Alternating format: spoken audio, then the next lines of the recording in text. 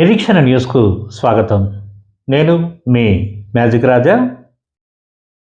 Congress party మహిళా బిల్లును ఆపి గెలిచినట్టుగా సంబరపడుతున్నారని, బిల్లును ఆపి వాస్తవానికి మహిళలకు చీకటి రోజులు చేశారని బీజేపీ రామగుండం నియోజకవర్గ ఇన్ఛార్జ్ కందుల సంధ్యారాణి ఆరోపించారు.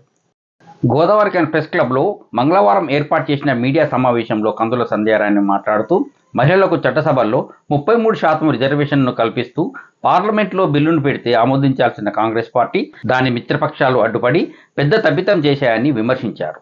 కాంగ్రెస్ పార్టీలో గాంధీ కుటుంబానికి చెందిన మహిళలే రాజ్యాధికారం చేపట్టాలని భావిస్తున్నట్టుగా ఉన్నారని, అందుకే కేంద్ర ప్రభుత్వం చేపట్టిన మహిళా బిల్లును డీలిమిటేషన్ బిల్లుతో ముడిపెట్టారనే వంకతో అడ్డుకున్నారని ఆరోపించారు.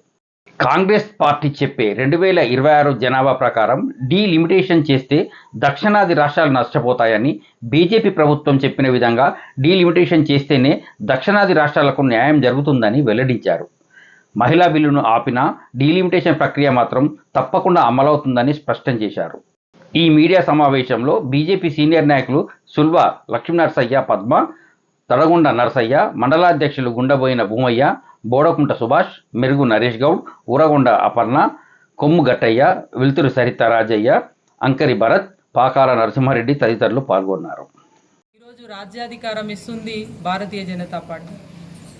కానీ ఇవాళ ఆడబిడ్డల ఆశల మీద నీళ్లు జల్లుతూ ఇవాళ ఈ రకమైనటువంటి ఏదైతే వక్ర బుద్ధిని, మహిళల పట్ల మీకున్నటువంటి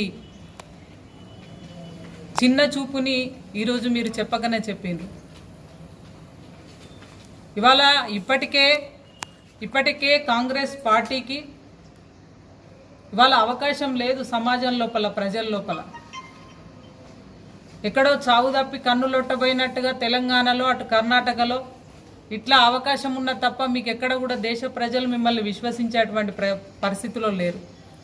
ఇవాళ మహిళలకు కూడా మీరు దూరం అయిపోయినరు, మహిళల్ని కూడా మీరు దూరం చేసుకున్నారు. ఈ ఆలోచనతోటి ఏదైతే బిల్లుని అడ్డుకున్నారో దీంతో మహిళా సమాజం కూడా మిమ్మల్ని విస్మరిస్తూ ఉన్నది.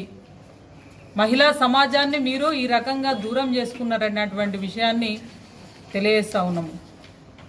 అదే రకంగా ఈ బంగారం లాంటి ఈ సదవకాశాన్ని జారవిడుచుకొని తప్పు చేసిండ్రనేటువంటి విషయాన్ని కాంగ్రెస్ నాయకులకు మేము తెలియజేస్తూ ఉన్నాము. అదే కాకుండా ఇవాళ మహిళా బిల్లుతోటి డీలిమిటేషన్ పెట్టిండ్రు, అందుకొరకే మేము అడ్డుకున్నామని చెప్పి మాట్లాడుతూ ఉన్నారు. ఇవాళ మీ ముఖాలు చక్కగా లేక ఇవాళ అర్థం తప్పంటే ఎట్లయితుంది? ఇవాళ 2011 సెన్సెస్ ప్రకారంగా ఇవాళ మనకి ఈ డీలిమిటేషన్ ప్రక్రియలో మోదీ గారు క్లియర్గా చెప్పిండ్రు. మోదీ గవర్నమెంట్, అమిత్ షా గారు వారి ప్రసంగం లోపల చెప్పిండ్రు, ఎవరు ఎంతుంటే వాళ్ళకి 50% పెంచుతామని చెప్పిండ్రు.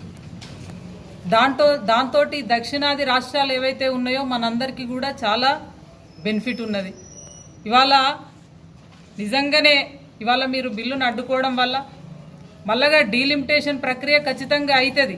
అది 2026 సెన్సెస్ ప్రకారంగా తీసుకున్నట్టు అయిందంటే ఇవాళ నిజంగా కూడా మనకి చాలా పార్లమెంటు స్థానాలు తగ్గుతాయి. ఇవాళ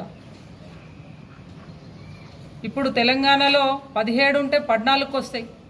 కానీ వాళ్ళు చెప్పినటువంటి లెక్క ప్రకారంగా 50% ఇచ్చినట్టు అయిందంటే ఇవాళ 26 సీట్లు ఎంపీ స్థానాలు పెరుగుతూ ఉండే. ఇట్లా అన్ని రాష్ట్రాల్లో కూడా మీరు ఏదైతే దక్షిణాది రాష్ట్రాలని చెప్పి మాట్లాడుతూ ఉన్నారో, కర్ణాటకలో ఇవాళ 28 ఉంటే 26కు తగ్గుతాయి మీరు చెప్పినటువంటి లెక్కల ప్రకారంగా. తమిళనాడు 39 ఉంటే 29కి తగ్గుతాయి. ఆంధ్రప్రదేశ్ 25 ఉంటే 25కి తగ్గుతాయి. ఇట్లా అన్ని రాష్ట్రాలు కూడా మీరు ఏదైతే మాట్లాడుతూ ఉన్నారో దక్షిణాది రాష్ట్రాలకి అన్యాయం జరుగుతుందని వారు చెప్పినటువంటి ఆలోచన అద్భుతంగా ఉన్నది. ఇవాళ మీరు ఏం మాట్లాడుతూ ఉన్నారు? మోదీ గారికి బెనిఫిట్ అవుతుందని చెప్పి. ఇవాళ ఎవరికి లాభం అవుతుంది అనేది కాదు, మన రాష్ట్రాలకి, ఇక్కడ ఉన్నటువంటి సమాజంకి, ప్రజలకి లాభం అవుతా ఉన్నదా లేదా చూడాలి తప్ప ఇవాళ మోదీకి లేకపోతే బీజేపీ గవర్నమెంట్కి లాభం అవుతా ఉన్నదని చెప్పి మీరు మాట్లాడి అడ్డుకొని ఇవాళ దీనివల్ల ఏం సాధించిండ్రు అనేది ఒకసారి చెప్పాల్సినటువంటి అవసరం ఉంది.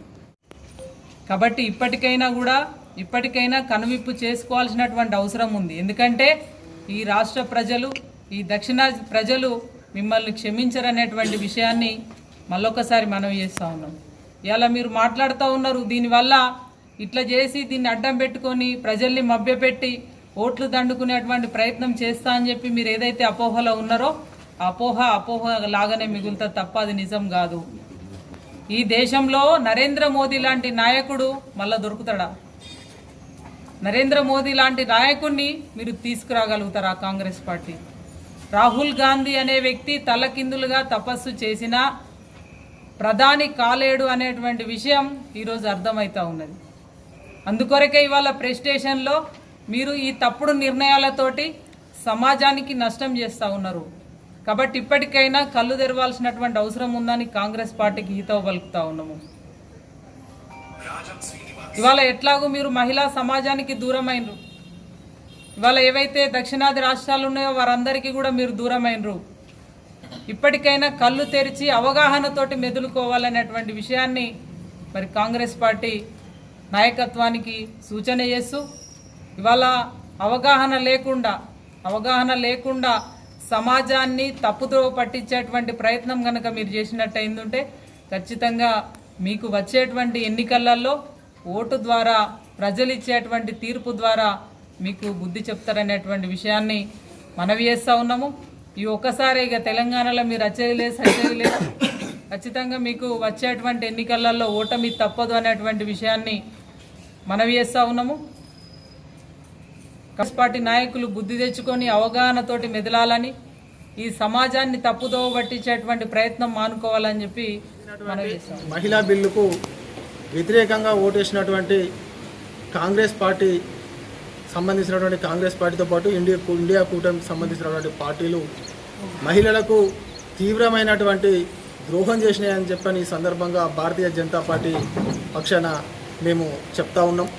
ఎందుకంటే మహిళలు కేవలము బస్సులలో తిరగడానికి లేకుంటే కేవలం కాంగ్రెస్ పార్టీకి సంబంధించినటువంటి కొంతమంది బడా నాయకుల యొక్క కుటుంబ సభ్యులు మరి పార్లమెంట్లో అసెంబ్లీలలో ఉండాలన్నా మరి సాధారణంగా బడుగు బలహీన వర్గాలకు సంబంధించినటువంటి దళితులకు సంబంధించినటువంటి మా సోదరిమణులకు వచ్చినటువంటి ఒక మంచి సువర్ణ అవకాశాన్ని ఈరోజు ప్రపంచ చరిత్రలోనే మన దేశ పార్లమెంట్ చరిత్రలోనే సువర్ణ అక్షరాలతోటి లిఖించదగ్గేటటువంటి ఒక సందర్భాన్ని చేతులను నాశనం చేసినటువంటి కాంగ్రెస్ పార్టీ కాలగర్భంలో కాలగర్భంలో తప్పకుండా కలపాల్సినటువంటి పరిస్థితి ఈరోజు ఉన్నది. మరి మా మహిళా సోదరిమణులకు కూడా ఈ సందర్భంగా మేము ఒకటే విన్నవించుకుంటా ఉన్నాం. మీకు అవకాశాలు రాకుండా చేస్తున్నటువంటి పార్టీలు ఏవైతే ఉన్నాయో ఇక్కడ మీకు పార్లమెంట్లో కానీ అసెంబ్లీలో కానీ చట్టసభలలో అడుగుపెట్టకుండా మిమ్మల్ని అడ్డుకుంటున్నటువంటి పార్టీలు ఏవైతే ఉన్నాయో వాటికి ఓటు ద్వారా మీరు తగిన బుద్ధి చెప్పాలని చెప్పని ఈ సందర్భంగా మహిళా లోకానికి మేము పిలుపునిస్తూ ఉన్నాం. అదేవిధంగా ఇక్కడ ఉన్నటువంటి రామగుండం నియోజకవర్గంలో కానీ మన తెలంగాణ రాష్ట్రంలో కానీ గల్లీలలో ఒక మాట మాట్లాడుతూ ఉన్నారు, ఢిల్లీలో ఒక మాట మాట్లాడుతూ ఉన్నారు.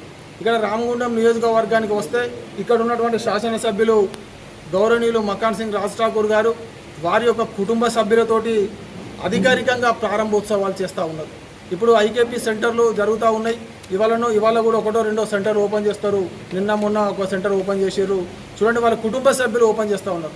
ఈ సందర్భంగా మేము కలెక్టర్ గారికి కూడా మేము చాలా సందర్భాలలో మేము పత్రికా ముఖంగా కానీ సోషల్ మీడియా ద్వారా కానీ చాలా సందర్భాలలో మేము చెప్పడం జరిగింది. ఎమ్మెల్యే ఎవరైతే ఉన్నారో వారికి మాత్రమే అధికారికంగా ప్రోటోకాల్ ఉంటుంది. కానీ ఎమ్మెల్యే కుటుంబ సభ్యులు వారి యొక్క సతీమణి కానీ వారి యొక్క అన్న కానీ ఇట్లా వీళ్ళందరూ కూడా ప్రారంభోత్సవాలు చేసుకుంటూ ప్రజాస్వామ్యాన్ని కూని చేస్తున్నటువంటి పరిస్థితి రామగుండం నియోజకవర్గంలో కనబడుతూ ఉంది. ఎవరైతే ప్రతిపక్ష పార్టీ నాయకులుగా ఎవరైతే సమస్యల మీద మాట్లాడతారో ఎవరైతే కాంగ్రెస్ పార్టీని విమర్శిస్తారో వాళ్ళను కేసుల పేరుతో వేధించేటటువంటి సంస్కృతి రామగుండం నియోజకవర్గంలో ఒక రాయలసీమ ఫ్రాక్షన్ కల్పించే విధంగా ఇక్కడ జరుగుతూ ఉన్నది. కాబట్టి తప్పకుండా ఇటువంటి పద్ధతి మంచిది కాదు. ఏదనంటే ప్రజాస్వామ్యంలో ప్రతి విమర్శలు ఉంటాయి. కామన్గా ప్రతిపక్ష పార్టీలు అన్నప్పుడు ప్రజల సమస్యలు ఏవైతే ఉన్నాయో వాటిని మేము పత్రికా ముఖంగా సోషల్ మీడియా ద్వారా కానీ ఏదో ఒక రకంగా నానా వేదికల మీద మేము చెప్పడం జరుగుతుంది. లేకుంటే పోరాటాల ద్వారా దాన్ని మనము ప్రజలకు తీసుకుపోవడం జరుగుతుంది. దాన్ని తెలుసుకొని సమస్యను పరిష్కరించే విధంగా మీరు ప్రయత్నించాలే తప్ప పోలీస్ అధికారులను అడ్డం పెట్టుకొని ప్రభుత్వ అధికారులను అడ్డం పెట్టుకొని ఈ విధంగా ప్రతిపక్షాల గొంతు నొక్కడం అనేది పద్ధతి కాదు అని చెప్పని ఈ సందర్భంగా మేము తెలియజేస్తూ ఉన్నాం. పెద్దపల్లి జిల్లా కలెక్టర్ గౌరవనీయులు కోయ శ్రీహర్ష గారికి కూడా ఈ సందర్భంగా మేము ఒక విషయాన్ని రిక్వెస్ట్ చేస్తూ ఉన్నాం. రామగుండం నియోజకవర్గంలో ఏదైనా ప్రభుత్వ అధికారిక కార్యక్రమాలు జరిగితే కేవలం శాసనసభ్యుని ద్వారా మాత్రమే జరపాలని చెప్పని వేడుకుంటున్నటువంటి పరిస్థితి ఈరోజు రామగుండం నియోజకవర్గంలో ఉంది.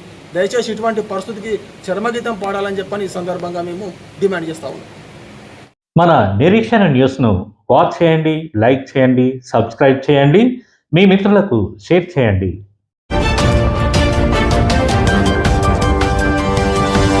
Revolution.